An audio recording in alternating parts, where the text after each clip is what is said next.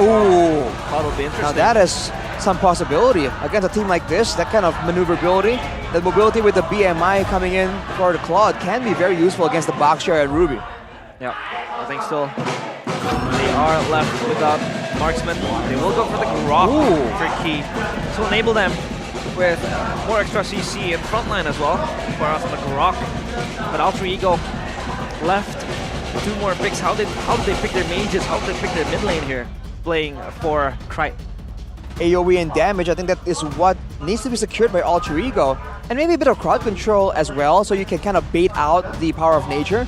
Because this is a great pick here. The barrier can be a great quote-unquote crowd control option when they're just moving fast. Hey, how to stop them? Build a wall, right? Keep them out of the area of engagement. And you know, we all know Key is just great at placing those at the right time, in the right location. So I think for Alter Ego, without the Vexana, it can be the Nana to a degree, but it might be something else too. It's gotta be Xavier! Oh, Xavier! Debut pick! Debut pick indeed for the Savior. It's gonna be in the hands of Krite. I think it will fare just enough with the Valentina, especially in the lane. The kill potential you have with the Beatrix will be in the hands of Iman. 2 debut picks, Mirko and Arashi. It's gonna be Beatrix and Savior. I mean, I don't want to be a fanboy or anything, but this is the Beatrix that won MSC 2022. This was the Beatrix that beat Skylar in the Grand Finals 4-0. This guy is known to be able to utilize Beatrix 100% of the Beatrix potential, all 4 weapons. Yeah, I think that. But also that Xavier, man, Krite. You did watch MDL. He does like these super high ground heroes playing from the back. It's a battle of front to back. The question really is, can Alter Ego shred through the front line of BTR? Yep, that's a good question because their front line is pretty solid. They have the Barrage, the Grok as well, the X-Borg with the extra Firaga armor. But Alter Ego will look to be much more proactive, and here we go! The final match of the first game here, in which back to the line of dawn we go. Either Alter Ego or Bigatron will stand strong in the midst of the chaos. Back we go, the final game of the first match. Right, I think the matchup begins in the jungle, and so far we've always seen the Barats win out in the clear speed, so you can expect Bigatron to really rush towards the jungle and try and get the setup earlier, especially for the first neutral objective. But for now, it seems like Taz is getting the clear advantage instead, and Key tries to try and get some info, but for now it will be denied as much as possible. Yep, so far I think that mid pressure again trying to be exerted. There's gonna be Pi chasing down. Rasi is on the proximity, so not too scary for Pi.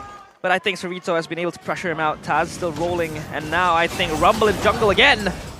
Super Ken is the one who wins it out there. Lethal battle. Rasi brought back to the team right now. Not able to push in enough damage. A good barrier there. Taz. It's actually, yeah, Taz gets it. He didn't retreat Lethal, but now that he doesn't have a retreat, and BTR have more pressure, looking to contest over in the jungle. Taz again brought back to the team. Oh! A lot of damage placed down. It might just be an angle for Pi to jump in here. Moreno's coming in. Rossi's very low, flickering forward. Krite is 1 HP as well. Now Cerezo's looking to burn him down, able to find it. In the end, it's a 2-for-1 in favor of BTR. And Cerezo is able to clear it out, cut the waves. Now Pi is actually going to be zoned away. Burnt down. Vengeance. First skill. Poke down again. Burnt down. Pi with a Vengeance. Now a flicker. Do they want to go for the dive? This is a risky move. They have a minion. Oh! Cerezo hit the wall! The flicker hit the wall. A big mistake by Cerezo. And Alter Ego capitalized. Krite comes back. The Firaga armor is there. Not what you want to see in the Chaos Derby. But AE, they capitalize on the chaos. No. A disaster for Cerezo as he can't really follow up Key, trying to engage into the dive. He misses his flicker. And now Alter Ego looks like they have the prio up to the turtle, but Bigatron wants to respond. That's on his welcome. Poke down. Super Ken very low already. Key doesn't have his wild charge, and that's him taking down Pi very low. Cerezo looking to jump in right now. No last insanity. A good pull by Rossi on a 2. I'm offended as well. Rossi very low. Mystic Field comes down. Cerezo blows up Rossi and finds a trade, but Alter Ego won that. Oh, Pride still back to Chorizo. Final slash connects. Oh, with the minion, now finally able to find the kill. Chorizo down 2 times in the first 2 minutes. Big aggression from Alterego, man. This is their environment. This is the good old Alterego thriving in that chaos. Let's take a look at some of the emblems right now. Well, we do have a chance. Nino with the tenacity and the fatal. Of course, for the crits coming in from the Bruno, but Krite with the Inspire, with the Bargain Hunter as well. He is looking for an early power spike to try and match the impact that Moreno has, and try and snowball as well. If they can get a strong early game, which they've already started very, very well, they can force this game to an early conclusion. Yep, Rassi and Kina trying to rumble. I think Taz jumps in, so Pekan has to survive this. Moreno's playing the bush, but yeah, they going back away right now. Moreno steals away the Dawning Light. Mid lane Prio seems to be what they're looking for, and they will be able to get it. Yeah, the Dawning Light could be very, very consequential in the fights coming in. And it could be used and spammed just to shred through the HP bars of the Bigatron players. But Nino still safe and sound up in the gold lane up top.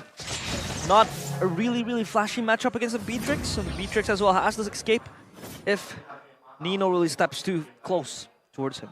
Oh, Moreno there with the casual Dawning Light, stolen Dawning Light to harass Nino in the lane. I guess he's trying his best to have a lot of impact in that lane, but for now it's still very, very limited.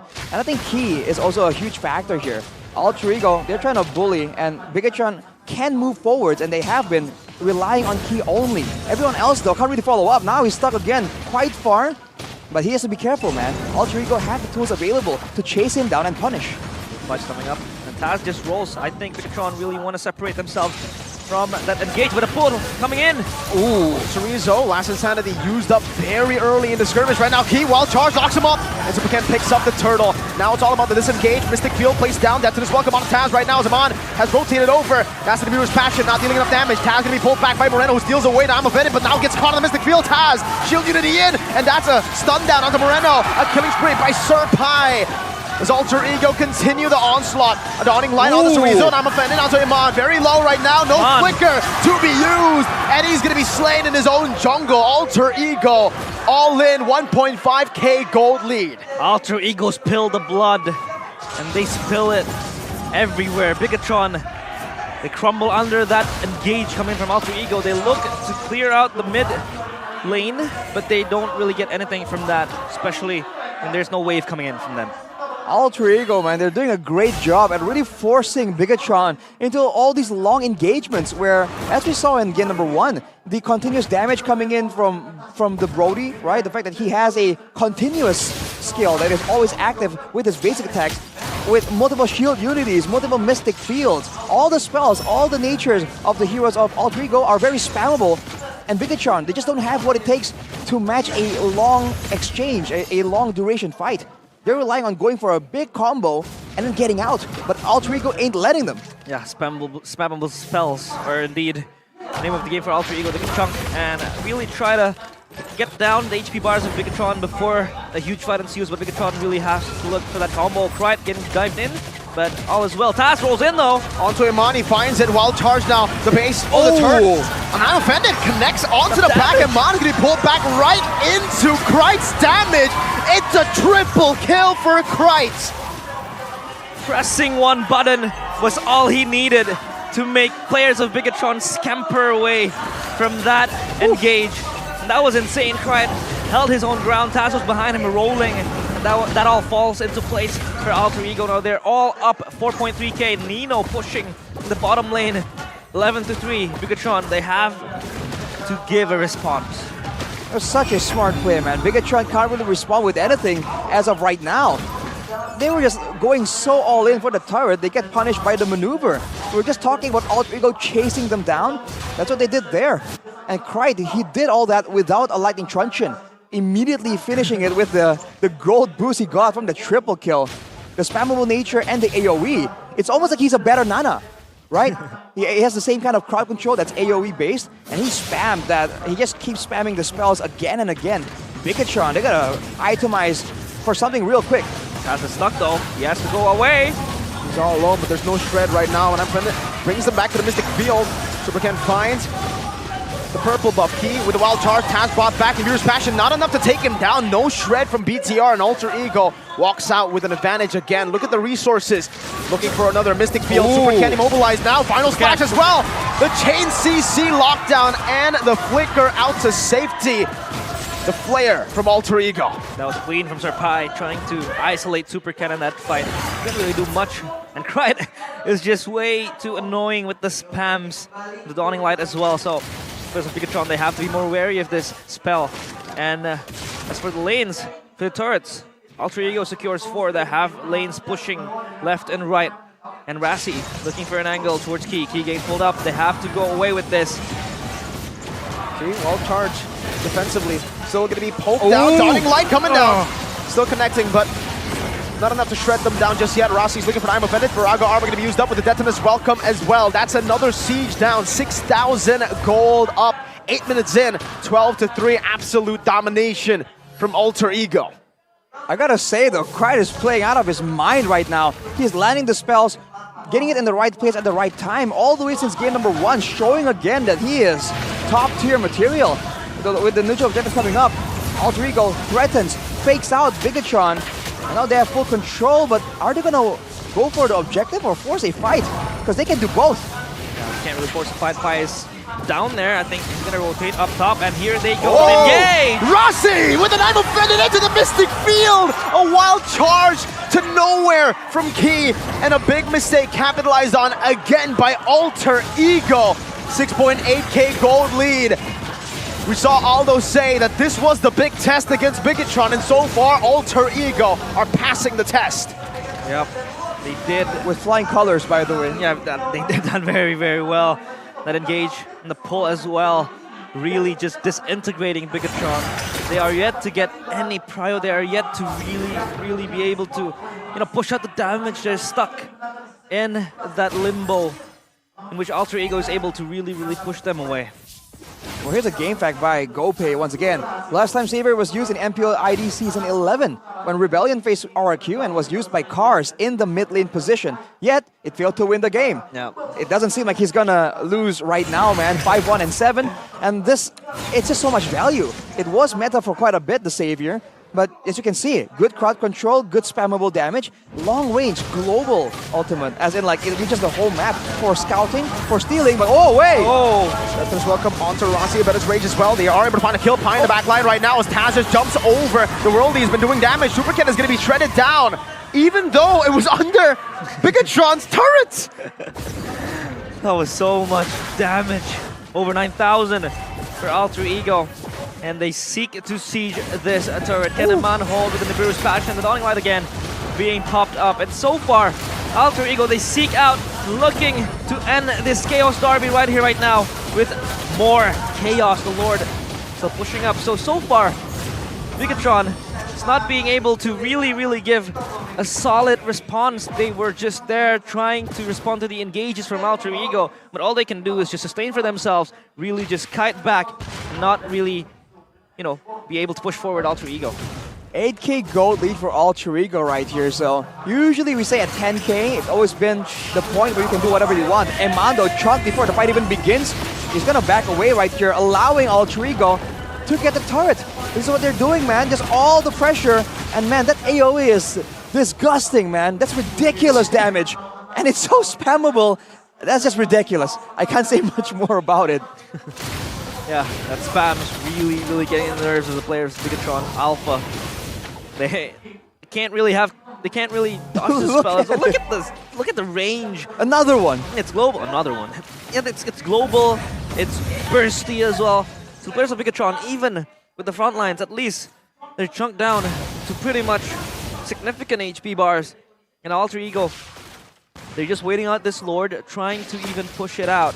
So far, it's been the players that has been underlooked. It's been Krite, it's been Nino, it's been Moreno that is stepping up in this Chaos Derby. It really spells to them that they are indeed a unit and they're able to show up in the most important, one of the most important games of the week and of the season as well. So the players, it's their time to shine now, and the Lord is ready for the taking. Not to mention, Krite has finished his Winter Truncheon, so if he is the main target, Nino has the Purify, Krite has the Winter Truncheon. They can't stay right there and allow Taz and Nino to just output the damage. So right now, they're slowly but surely just pushing Bigatron Alpha into a checkmate situation. There's nothing they can do but try and equalize and look for one big moment. It's always El Momento, it's always key. They can find it, but on a Grok, against this Alterego right here, can he find something? Yeah, the Wild Charge would be very, very difficult to pull out, especially in this lineup that Alterego has. Pi has been zoning out, split pushing most of the time, but in that fight, he has been stepping up. He has been getting the slashes, especially to enable the players of Alterego to just tick up the damage, you know, push it forward, amplify it. Bigatron will wait and see how they respond to this Lord getting pushed up. There's sort of 3 Blade Armors completed on the side of Alterego for the Ruby, Boxia, and Arlet. Oh. So they know it's a basic attack-oriented, the team of Bigatron, with the Boxia, with Aman, right? They're trying to shut down any kind of possible late-game play by itemizing for it all the way now when they're still ahead. And now he might get taken out. For sure taken out, not even given the chance to use the Wild Charge. And a Dawning Light pokes Eman down. Alterego! Oh! Final slash! To take Eman out, and that is it! Chorizo, Moreno, 2 members left standing, but it doesn't even matter! Chorizo flickering to the base, and Alterego don't care! They'll end the Chaos Derby with a dominant game, stomping on the Red Robots Express Train. That was a one-way chaos, one-way bloodbath, and that was given by Alterego. It was so insane with the Xavier pocket pick. They were able to really just zone out Bigatron, not giving them chances, spaces to really participate in the contest, participate in the fights. They were just audiences of their own demise. Man, an amazing draft from Alterego, and even more amazing